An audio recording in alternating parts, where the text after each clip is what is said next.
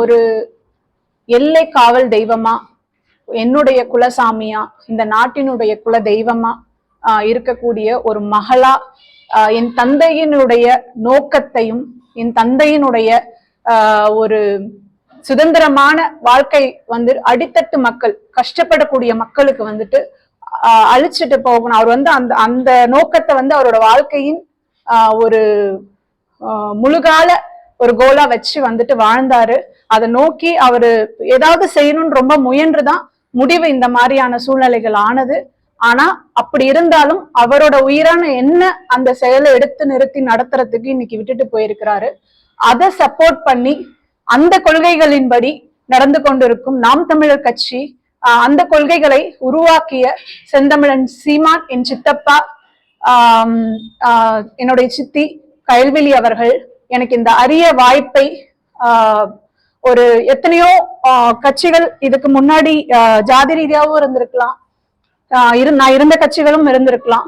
ஆனா இனி ஒரு கட்சிக்குள்ள வரும்போதே நீங்க போட்டியிடணும்னு சொல்லி நீங்க உங்க அப்பாவுக்காக, உங்க அப்பாவோட அந்த நோக்கத்தை நிறைவுபடுத்துறதுக்காக நீங்க மக்கள் கிட்ட போகணும், மக்கள் சேவை செய்யணும் அப்படின்னு சொல்லி எனக்கு ஒரு உந்துதலா இருந்து எனக்கு இந்த வாய்ப்பை அளித்ததுக்கு அவங்களுக்கு பெரிய நன்றியை நான் தெரிவிச்சுக்கிறேன். அதே போல எப்படி ஒரு எல்லை சாமியா இருந்தாரோ அதற்கேத்த மாதிரி கிருஷ்ணகிரி ஒரு எல்லை பூமியான ஒரு இடத்துல எனக்கு இந்த வாய்ப்பு கிடைத்திருக்கிறது எங்க அப்பாவோட ஆசீர்வாதமாவும், கிருஷ்ணகிரி மக்களுக்கு என்னோட உயிரை கொடுத்து நான் ஜெயிச்சு வந்தனா என்னோட உயிரை கொடுத்து ஒவ்வொரு நாளும் இங்கு உள்ள மக்களின் வாழ்க்கையை மேம்படுத்துறதுக்காகவே என்னோட வாழ்க்கையை நான் அர்ப்பணிப்பேன் என்று நான் கிருஷ்ணகிரி மக்களுக்கு சொல்லிக்கிறேன். நிறைய திட்டங்கள் தீட்டி வச்சிருக்கிறேன். ஏன்னா இங்க விவசாயிகள் அதிகம், மலைவாழ் மக்கள் அதிகம், படித்தவர்களும் இருக்கிறாங்க. ஒரு அடித்தட்டு மக்கள், வேலை இல்லாத இளைஞர்கள் நிறைய பேர் இருக்காங்க.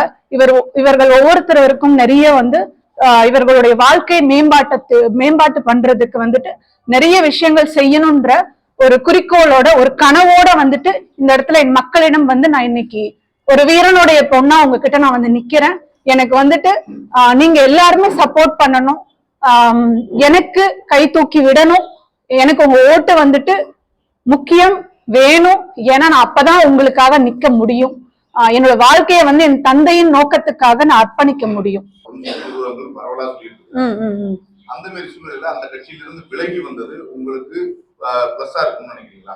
கண்டிப்பா பிளஸ்ஸா தாங்க இருக்கும். நானும் தொலைநோக்கு பார்வையோட தான் இந்த கட்சிக்கு இணைஞ்சிருக்கேன். காலம் தானங்க எல்லாத்துக்கும் பதில் சொல்லும். எல்லாம் அவரவர்களுடைய முயற்சிகளை அவரவர்கள் பாணியில செஞ்சிட்டு இருக்கோம். எனக்கு இந்த இடம் நேர்மையான ஒரு இடமா பட்டது. சில கொள்கைகள் முதன்மையான கொள்கைகள் எல்லாமே என் தந்தையின் கொள்கைகளோடு ஒத்து போனது. இந்த இடத்தில் மட்டும்தான் என்னால என்னோட தந்தையோட கனவை நிறைவேற்ற முடியும், அதுக்கான வாய்ப்பு ஏற்படுத்தி கொடுப்பார்கள் அப்படின்ற நம்பிக்கை வந்தாங்க. நேர்மைங்கிறது வேற, வெற்றிங்கிறது வேற. இது உங்களால வெற்றி பெற முடிய அளவுக்கு சாதகமான ஒரு சூழல் இருக்கா அப்படின்னு பாத்தீங்கன்னா, கூட்டணி இல்ல, ஒரு மாநில கட்சி சின்னத்துக்காக போராடி இருக்கு. இந்த நிலைமையில நீங்க எப்படி அதை வெற்றி கொள்ள முடியும்னு நினைக்கிறீங்க? கொள்கைங்க, கொள்கை பிடிப்பு மட்டும்தான். கொள்கை பிடிப்பு,